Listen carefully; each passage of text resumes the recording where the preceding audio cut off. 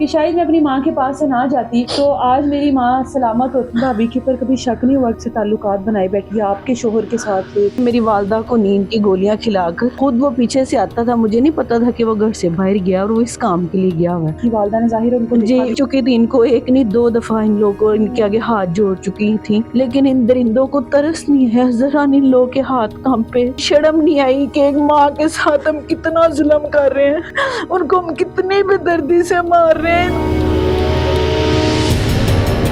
جب کلو کے بعد بات کھلی ہے، ہم کمرے میں آ کے بیٹھے ہیں، کہہ کے دیواروں پہ خون تھا، چھتوں پہ خون تھا، تب ہم نے اپنی بھابی کو سوال کیے ہیں، پیٹ پہ ہاتھ رکھ کے، قرآن پاک پہ ہاتھ رکھ کے کہ میرے سامنے امی کا قتل ہوا ہے اور ان دونوں نے کیا ہے۔ اس سے پہلے اس نے نہیں منہ کھولا، پوری رات میری امی باہر پڑی رہی ہے۔ اتنے ظالم ہیں، اتنے بے حس لوگ ہیں یہ مرنے کے بعد ان کو مارتے مارتے کرنٹ لگاتے رہے، اپنی ہر طرف سے تسلی کرتے رہے۔ اس میں میرے ساتھ وہ دونوں بیٹیاں موجود ہیں جو کچھ ہی عرصہ پہلے، ایک بیٹی تو کچھ ہی عرصہ پہلے اپنی ماں کے پاس سے گئی تھی اور اب اس کے دل میں بھی یہ وہم بیٹھ گیا ہے کہ شاید میں اپنی ماں کے پاس سے نہ جاتی تو آج میری ماں سلامت ہوتی، آج میری ماں زندہ ہوتی۔ اور یہ دوسری بیٹی ہے جو حاملہ ہے اور جس کی ایک ہی ٹائم پر دونوں بہن بھائیوں کی شادی ہوئی تھی۔ کتنا ٹائم ہو گیا؟ 8 ماہ تو ہو گئے ہیں نا شادی کو۔ جی آپ بھی حاملہ ہو اور آپ کی بھابھی بھی حاملہ تھی۔ جی وہ بھی حاملہ ہے، میں بھی حاملہ ہوں۔ بھابی کے اوپر کبھی شک نہیں ہوا کہ بھابی کا اس طرح کا مزاج ہے یا بھابی اس طرح سے تعلقات بنائے بیٹھی ہے آپ کے شوہر کے ساتھ، آپ کے اپنے دیور کے ساتھ؟ نہیں، مجھے کبھی کسی قسم کا شک نہیں ہوا۔ میرے میاں مجھے نا اس گھر میں اتنا نہیں آنے جانے دیتے تھے۔ اچھا، خود آ جاتے تھے؟ ہاں خود پیچھے سے، وہ بھی جب میری والدہ کو نیند کی گولیاں کھلا کر خود وہ پیچھے سے آتا تھا، مجھے نہیں پتا تھا کہ وہ گھر سے باہر گیا اور وہ اس کام کے لیے گیا ہوا ہے۔ خود وہ آتا جاتا تھا۔ میں اپنی والدہ کے ساتھ نا بہت کم، میرا اتنا نہیں تھا، شادی کے بعد میں بہت کم ملتی جلتی تھی۔ مجھے زیادہ یہی میرے سسرال سے پریشر ہوتا تھا کہ اپنے گھر میں رہو، اپنا گھر دیکھو، اب تم اس گھر میں آ گئی ہو، تمہیں اس گھر کا سوچنا چاہیے۔ میری نندوں کی طرف سے مجھے یہی سننے کو ملتا تھا کہ اب تمہاری یہ فیملی ہے، وہ بھول جاؤ۔ میں اتنا نہیں آتی تھی اور نہ میرا اس کے ساتھ کہ مجھے کبھی کسی قسم کا شک ہوا ہو۔ مجھے تو وہ آنے نہیں دیتا تھا، اتنا ملنے نہیں دیتا تھا، یہ نہیں پتا تھا خود وہ آ کے اپنی کس طرح کی حرکتیں کر کے جا رہے ہیں۔ اچھا، آپ کو یہ بھی نہیں پتا تھا کہ وہ آپ کے گھر میں آتا جاتا ہے؟ نہیں، یہ بھی نہیں پتا تھا؟ نہیں مجھے کچھ بھی نہیں پتا تھا کہ وہ کس قسم کا، وہ سوچ کا، کس قسم کی وہ گندی نیت کا مالک ہے اور وہ کس طرح آ کے سب کچھ کرتا ہے۔ آپ کی والدہ تو گھر میں ہوتی تھی، والدہ نے ظاہر ان کو جی دیکھا بھی وہ گھر میں تھی تو اسی لیے تو وہ دیکھ گئی، وہ 24 گھنٹے گھر میں رہتی تھی، وہ ان لوگوں کو دیکھ گئی، ان کی نظر میں سب کچھ آ گیا۔ ان لوگوں نے وہ دیکھ چکی تھی، ان کو ایک نہیں دو دفعہ ان لوگوں ان کے آگے ہاتھ جوڑ چکی تھی کہ یہ حرکتیں آپ لوگ کو زیب نہیں دیتی۔ بیٹی کو نہیں بتایا، بیٹے کو نہیں بتایا، ان لوگ کا پردہ رکھتی رہی، ان لوگوں کا گھر بسانے کے چکر میں وہ چپ رہی، سارا کچھ اندر ہی اندر اپنے آپ کو دبا کے رکھتی رہی۔ لیکن ان درندوں کو ترس نہیں ہے ذرا ان لوگوں کے ہاتھ کانپے۔ یہ تینوں میری والدہ کو ماں کہتے تھے۔ ایک شرم نہیں آئی کہ ایک ماں کے ساتھ ہم کتنا ظلم کر رہے ہیں، ان کو ہم کتنی بے دردی سے مار رہے ہیں، ان کے ذرا نہیں ہاتھ کانپے۔ آپ کی بھابی نے تو یہی کہا نا کہ واش روم میں گر گئی تھی اور چوٹ لگ گئی، اس کے بعد کس طرح سے شک ہوا کہ واش روم میں نہیں گری ہیں؟ ہم پوری رات اپنی امی کے پاس بیٹھ گئے ہیں، ہم دراصل اندر کمرے میں گئی نہیں ہیں۔ اگر ہم اس کمرے میں چلے جاتے ہیں جس کمرے میں انہوں نے میری امی کو لے کے جا کے قتل کیا ہے، مارا ہے، تو ہمیں پتہ چل جاتا۔ ہم کلوں کے بعد اس کمرے میں گئے ہیں۔ اس رات پوری رات ہم اپنی امی کے پاس بیٹھ رہے ہیں، ہمارا چھوٹا بھائی باہر تھا اسی کے انتظار میں کہ وہ بھی آئے اور اپنی ماں کا چہرہ دیکھ لیں۔ وہ آیا، اس کے بعد ہم اپنی امی کو غسل دینے کے لیے چلے گئے ہیں۔ مجھے سب محلے والے کہتے ہیں کہ تم بھی اپنی امی کو غسل دو۔ میں نے کہا میں نے آج تک کبھی کسی کو غسل ہی نہیں دیا، تو میں نے آج زندگی میں پہلی بار اپنی امی کو غسل دینا ہے۔ مجھے کہتے ہیں بیٹا تم بڑی ہو، تم نے دینا ہے، ساتھ آ جاؤ۔ میں اندر ساتھ چلی گئی ہوں، میں بیٹھی ہوں۔ انہوں نے میری امی کی نا قمیض کٹنگ کی ہے، تو میری امی کی نا قمیض میں سے نا اینک نکلی ہے۔ تو غسل والی آنٹی نے مجھے اینک کرائی، کہتی ہے لو پکڑو اپنی امی کی اینک۔ وہ میں ان کو آگے سے کہہ رہی ہوں آنٹی میری امی تو اینک لگاتی ہی نہیں تھی۔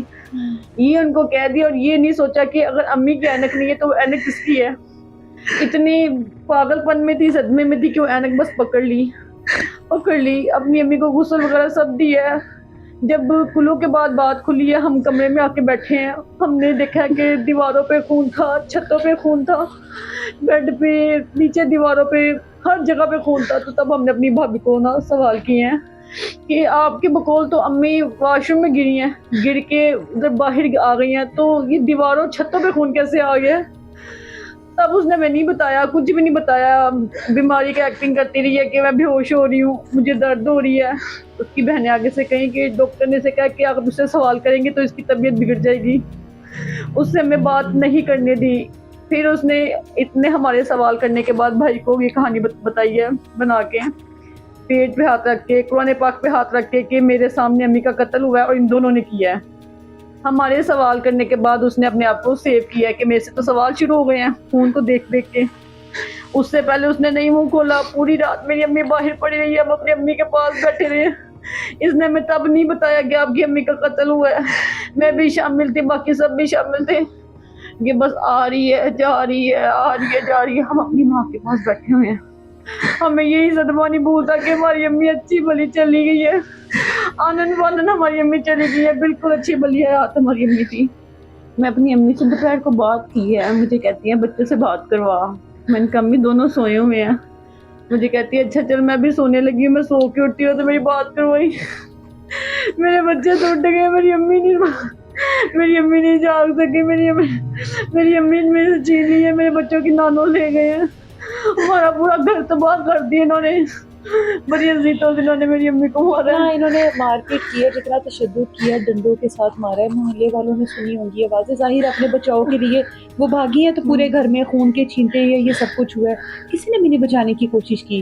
کسی نے بھی نہیں کی ہے، سب کہتے ہیں ہمیں چیخیں سنائی دی ہیں۔ آج صبح کی بات ہے یا 2-2.5 ماہ ہو گئے، آج صبح میں اپنے بیٹے کو سامنے ٹیوشن چھوڑنے کے لیے گئی ہوں کہ گھر کے ماحول میں بیٹھا ہوا ہے، اس پہ کافی اثر پڑ رہا ہے، باتیں نوٹ کرتا ہے، 3 سال کا سنتا ہے، پھر مجھ سے سوال بھی کرتا ہے، پوچھتا ہے مما نانو کدھر گئی ہیں، ماما نانو کدھر چلی گئی ہیں، اور بھی الٹی سیدھی باتیں کرنے لگ گیا۔ تو میں اس کو ٹیوشن چھوڑنے گئی ہوں، سامنے ہمارے ہمسائے ہیں، وہ قرآن پاک کے حافظ ہیں، پردہ پوش ہے، سب ہیں، اور ان کی امی نے مجھے بتایا، کہتے بیٹا آپ کے گھر ہم نے چکر لگانا تھا، بس نہیں لگا سکے کہ ہم پردہ کرتے ہیں۔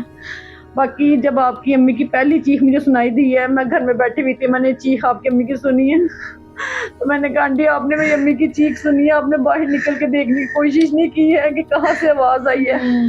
کہتے ہیں بیٹا ہمیں ہمارے ذہن و گمان میں تھا، ہمیں یہی تھا جو ہمارے سامنے گھر والے ہیں ان میں کافی جھگڑا چلتے تھے، ان کی بیٹی بہو کی جھگڑا ہو رہا ہے، ہمیں نہیں پتا تھا کہ باجی کی چیخ تھی، نہیں تو ہم دیکھتے کچھ کرتے۔ کہتی اس دن کا ہمیں یہی ہے کہ ہم آپ کی امی کی مدد نہیں کر سکے، ہم اس تکلیف میں آپ کے ساتھ شامل ہیں۔